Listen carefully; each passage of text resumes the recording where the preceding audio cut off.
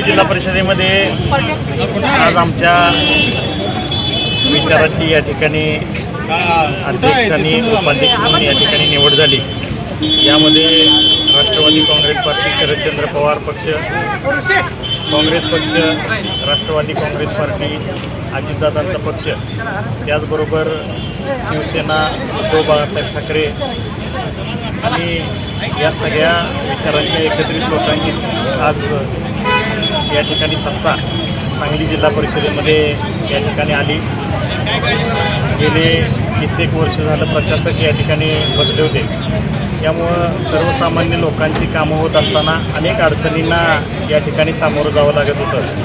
पण आज या ठिकाणी सभागृह स्थापन झाले, त्यामुळं जिल्हा परिषद अध्यक्ष म्हणून सुजाताताई पाटील आणि उपाध्यक्ष म्हणून ऋषिकेश लाड यांची या ठिकाणी निवड झालेली आहे। दोघांनाही सामाजिक आणि राजकीय वारसा या ठिकाणी आहे।